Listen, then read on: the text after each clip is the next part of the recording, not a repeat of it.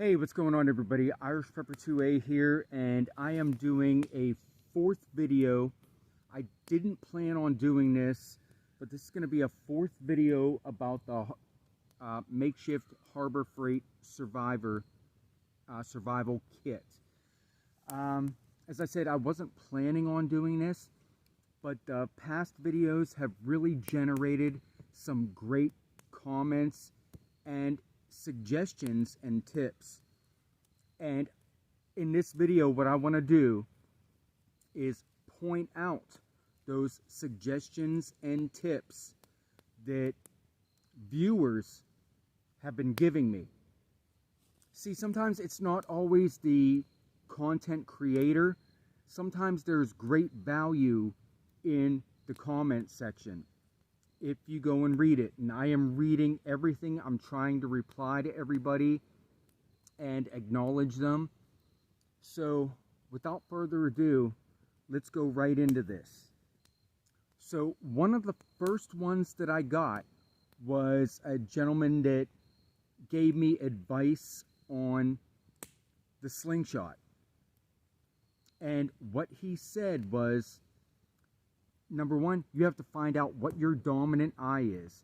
So the suggestion was, put your hands together like this, like you're aiming through a scope, you know, is a reasonable facsimile, you know, like you're aiming through a scope, and then focus on an object and see which eye is your dominant eye. If it's your right eye, you're going to be a right-handed shooter. If it's your left eye, you're going to be a left-handed shooter with the slingshot.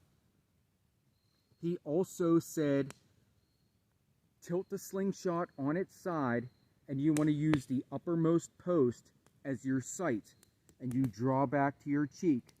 Just like in archery, you want to have a clean release. So let's take a quick look at that.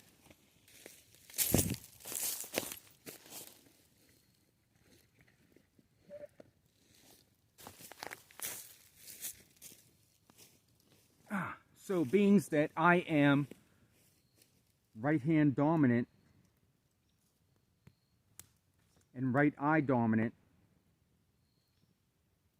said tilt the slingshot on its side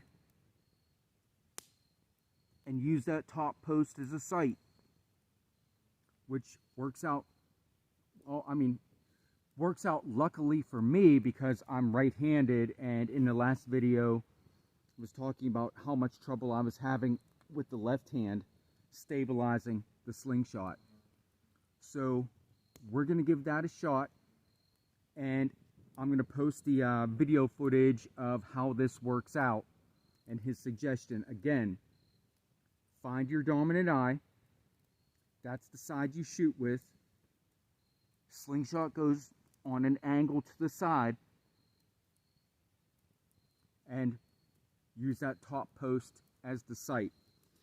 Now, I would love to be giving the people that made these comments and tips shout outs, but nobody has given me permission to use their name yet.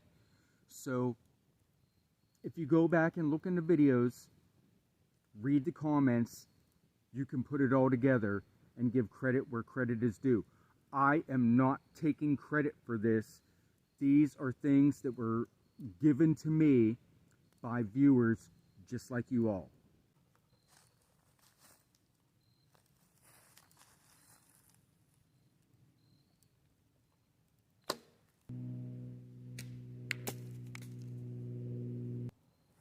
Now, I am having a strong tendency to shoot off to the right and low. That's something I'll have to work on for me. But I would say that, you know, shooting this sideways was definitely better than when I was trying to do this. It's getting me more in the ballpark. And from there, it's just finesse and technique. To the right.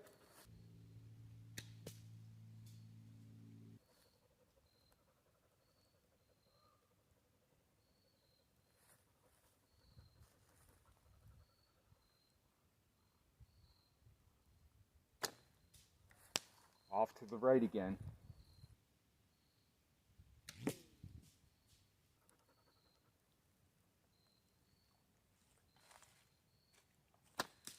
Hit.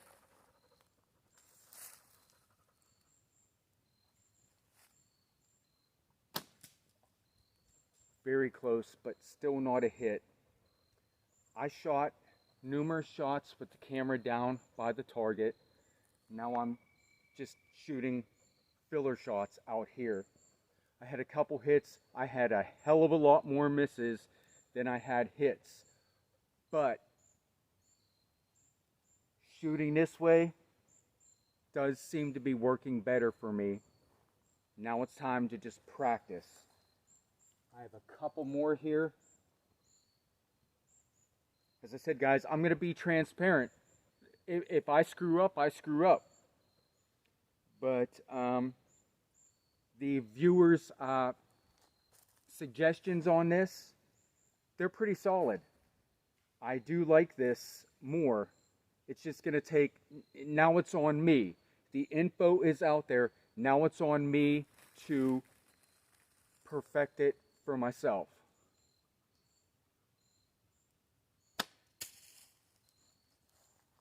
All right.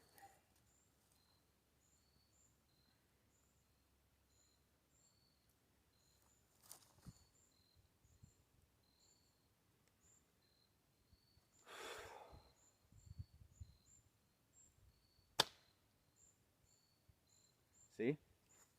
I'm not going to lie. I let go and the rock is still in my damn hand. It's not as easy as a lot of these folks out here make it look. I have no reason to lie to you.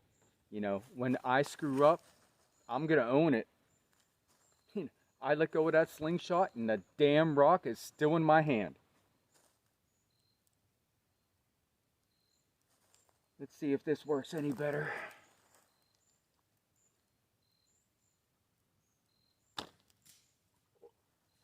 That one was just high and to the right.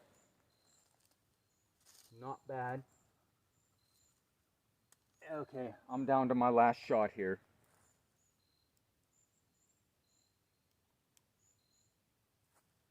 I mean, and it's small.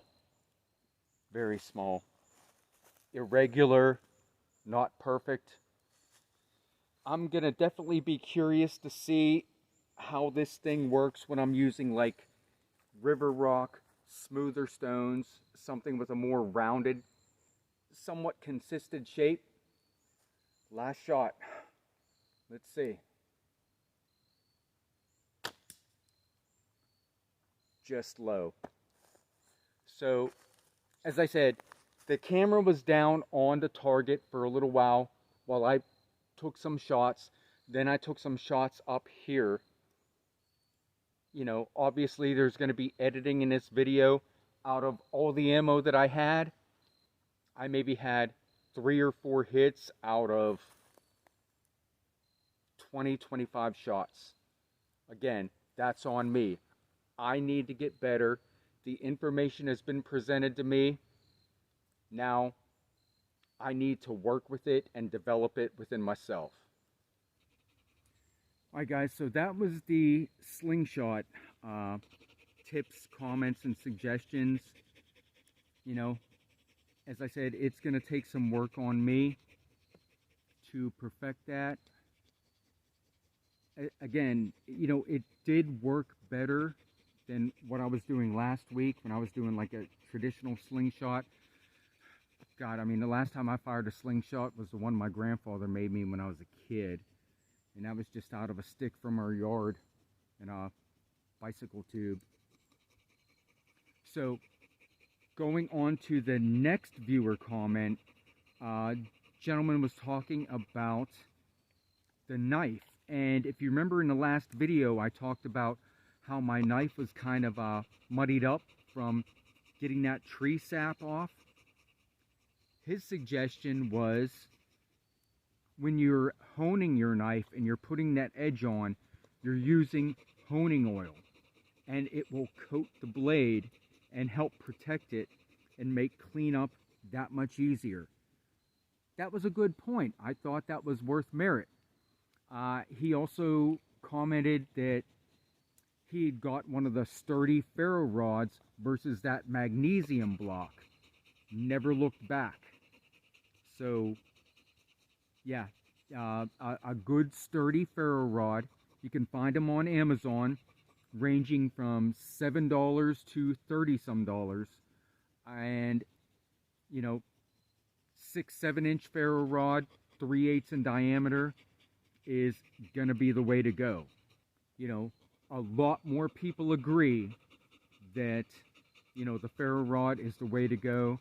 The magnesium block, again, I said, you know, this whole Harbor Freight adventure was proving that you don't have to live without something. You can get something. So we are done at this point with the Harbor Freight. And, you know, I appreciate all the comments and all the views that it has gotten, but it's time to move on.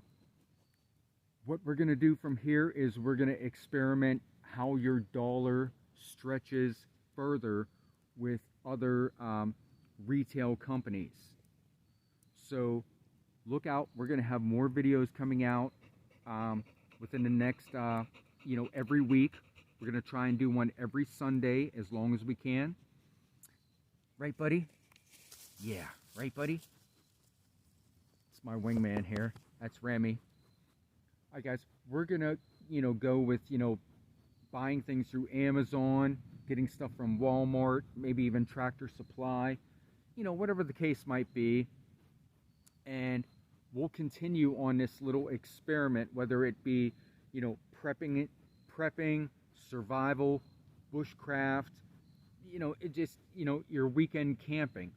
Whatever your niche is, we're going to explore the items that will help make that better. One final thing I do want to mention is, you know, as well as the viewers that gave me comments on, I suggest this, have you tried this, this is a good tip. There were also some other viewers out there that said, you know, if you're using garbage equipment, you can expect garbage results. I agree with you. I 100% agree with you. However, I'm also of the mindset that if you have nothing, something is better than having nothing. Is this stuff, was that slingshot and this $6 knife and that $7 tarp my first choice? Absolutely 100% no. Okay? But it was a hypothetical situation. I had $30 to spend, and that's what I could get. It's better than nothing. Would I, you know, put, you know, bet my life on it? No. But it's a start. You have to start at the bottom, and then you build and get better from there. So, you know, as I said, guys, I am out there reading the comments, and, you know, I'm trying to reply back as best I can. Thank you all so much for watching and subscribing, and we're going to get back at it. So, you hot buddy. All right, I think he's worn out for the day. Irish Pepper 2A, I'm going to sign off. I hope you all have a blessed day, and thank you so much for watching the video. Take care.